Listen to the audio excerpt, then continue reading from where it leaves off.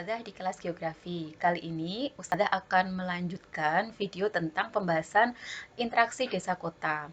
Kita sampai di materi interaksi ya. Jadi sebelum kita bahas lebih lanjut, uh, apa sih interaksi itu gitu ya. Interaksi itu adalah hubungan timbal balik antar dua wilayah atau lebih yang saling menguntungkan.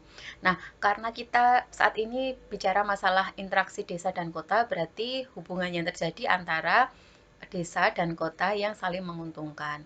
Jadi misalnya begini, ada dua wilayah gitu ya, wilayah A dan wilayah B. Wilayah A ini dia surplus pertanian, beras misalnya, penghasil beras dan sudah memenuhi kebutuhan kotanya, kemudian dia surplus gitu ya. Yang wilayah B dia kekurangan beras gitu. Nah, karena adanya perbedaan sumber daya ini, kemudian terjadilah interaksi. Wilayah A menjual berasnya, wilayah B membeli beras dari A. Nah, itulah yang disebut dengan interaksi. Nah, interaksi ini ya, akibat interaksi ini menyebabkan adanya atau munculnya zona interaksi. Nah, zona interaksi desa kota dijelaskan oleh Bintarto tahun 1983. Ini seperti zona konsentris ya, tapi kalau yang kemarin teori konsentris itu dia hanya menjelaskan tentang kota. Jadi pola apa namanya? Penggunaan lahan yang ada di kota. Nah, sementara kalau yang ini adalah zona interaksi antara desa dan kota. Nah, zona pertama atau zona yang paling tengah itu adalah pusat kota. Jadi kotanya gitu ya, pusat kota. Kemudian setelah itu ada suburban. Suburban itu adalah sub daerah perkotaan. Jadi yang ada di di luar kota, di luar pusat kota atau yang dia mengelilingi pusat kota. Suatu wilayah yang lokasinya dekat kota atau inti kota dihuni oleh pengelaju. Pengelaju itu siapa? Pengelaju itu pekerja yang dia kerjanya itu di pusat kota dan kemudian dia pulang lagi ke daerahnya dan lokasinya agak jauh. Ya. Pekerja ini tidak tinggal di pusat kota tapi di luar pusat kota. Nah, itu namanya pengelaju. Nah, pengelaju ini dia tinggalnya di daerah namanya suburban. Kemudian yang kedua, yang selanjutnya suburban fringe, yaitu jalur tepi sub wilayah perkotaan.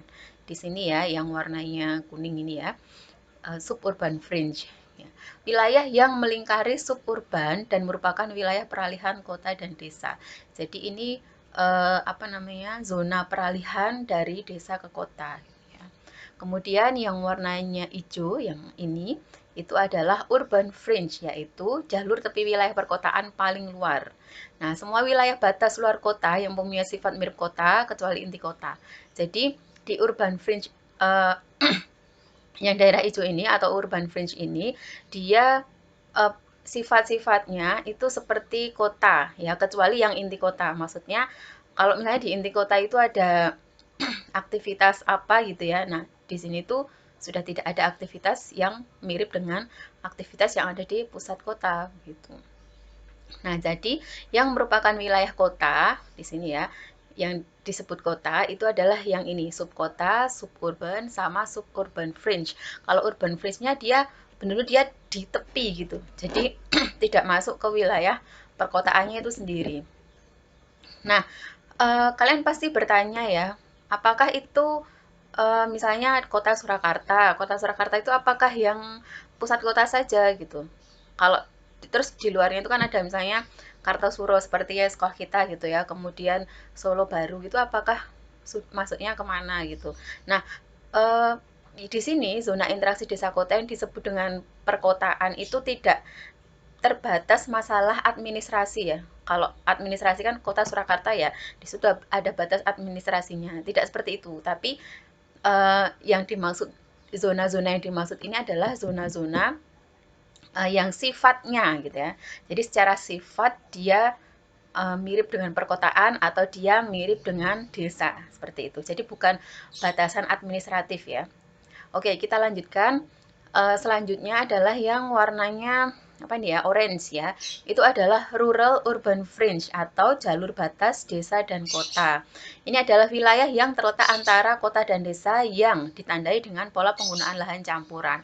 Pola penggunaan lahan campuran itu eh, ya agraris dan non agraris. Jadi di situ ada pertanian, tapi juga ada permukiman, ada industri dan sebagainya. Jadi bahannya campuran antara penggunaan lahan di kota dan penggunaan lahan di desa. Itu adalah rural urban fringe. Kemudian yang paling luar itu adalah zona rural atau wilayah desanya. Nah, itu tadi zona interaksi desa dan kota ada sekitar 1, 2, 3, 4, 5, 6, 7, ada 7 zona ya yang terbentuk dari adanya interaksi antara desa dan kota. Sekian video dari Ustazah, kita lanjutkan lagi nanti di video selanjutnya. Wassalamualaikum warahmatullahi wabarakatuh.